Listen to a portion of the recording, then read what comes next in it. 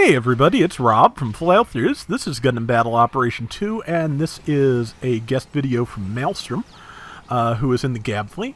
And, yeah, Gabthley's still very good. It is, of course, a 600 and up general with the Fideian rifle. Also some pretty good shoulder beam cannons.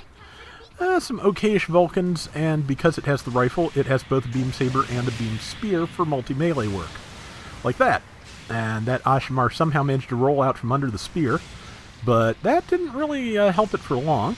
Good beam shot there. Tackled through the shoulder beams and didn't get through that. Dryson got the kill, but the kill is gotten, and that's the important part. Mal just, I think, hit two people with his beam spear here, and or with his saber possibly. Either way, yeah, may have stunned some allies, but yeah. He doesn't usually do that. He prides himself on spacing, so just a bad situation, but he did at least stun the enemy and stop them from really doing anything to the allies. He seems to be he seems to do frequently what I do, which is that when you accidentally stun an ally, you just put your face in front of them as quickly as possible so you can soak any damage that may result. It's what I always try to do anyway. Sometimes I mess it up. But, once you're already screwing up by hitting an ally, you may as well, compound it.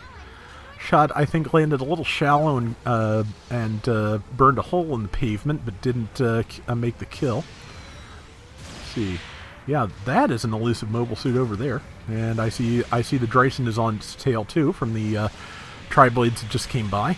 Yeah, Mal's going to go flank them, because you can only fit so many mobile suits in that hallway, so you may as well go to some place where you have better aim. Let's see, this is, and yes, as he mentioned, there's actually technically two Maelstroms in here because there was somebody with a very similar username. So that's unusual. Let's see. Brain is still molten, but what the hey. 4765 to 2431. Round seems to be going pretty well. And somebody already planted a bomb at the enemy base. Okay, yeah, number 2 is just hiding there in the corner. I think they're sitting back to see if anybody tries to defuse so they can go after them. And given that they're moving, I think that's what's happening now. And let's see. Meanwhile, the rest of the team is right here. That is a Zeta plus C1. Which, not, it has fairly low melee damage, so it's not a bad thing to be hitting. Z2 managed to grab him after he hit the C1 for a while, and that looks like, from the armor I just saw, I'm thinking it's probably a Gazelle Grau, but I'm not 100% sure on that. The position of the shield is a little bit iffy, but I don't think the Garibaldi goes up to 600. So, yep, Gazelle Grau. Yeah, the Gazelle Grau uses a standard Garibaldi beta shield as its shoulder shield, so. And let's see. The bomb did go off. They've got a 3,000 point lead now. They are really spread out, so. And somebody is at the home base, I think repairing probably. But I feel like it's kind of weird to have all these people out of their mobile suits right now, just because there are enemies here. But that's that one's down. There is a full armor Mark II, which I feel like there's some slowdown here a little bit. It just seems to be running a little bit. Round just seems to be running a little bit slow, which maybe it's just my imagination. But there's the C1. Good swing. Got good damage on both of them. Killed the C1 finally. And tagged the Z2. Got the Z2. Yeah, good little burst of action there. And a good shot there. I couldn't even make out where they were, so nicely done. And, yep, and just multi-meleeing up and down the block here, because that is one of the Gabthley's greatest strengths. Oops. And yeah, they managed to take out that enemy, so yeah, we are looking pretty good here at 3 minutes and 20 seconds left. They're up almost 2-1. And yeah, now is a good time to sit down and repair, because I'm pretty sure they took care of anything near them. Yeah, the only thing they seem to be able to plant support fire on is all the way back by the enemy base, if I saw it correctly. So, yeah, this should be pretty good. Okay, so now I'm learning I need to get a new microphone stand because, yeah, apparently leaning into my microphone seems to be one of the things that really makes my arm go numb quickly. So, yeah, that's not good. So I'm just going to have to rearrange the space a little bit so I can... wow. With everybody right there, somebody snuck in and planted a bomb. That is impressive, actually. So, and there is the culprit. The culprit has exploded. Good. If there's anybody else here, Mal's in trouble, but I don't think there is. So, and he is defusing, and bingo. Nice. Yeah, just that. That took not just guts, but timing to be able to get through that without anybody seeing. That was amazing. Unfortunately, it didn't work out, but still, just amazing.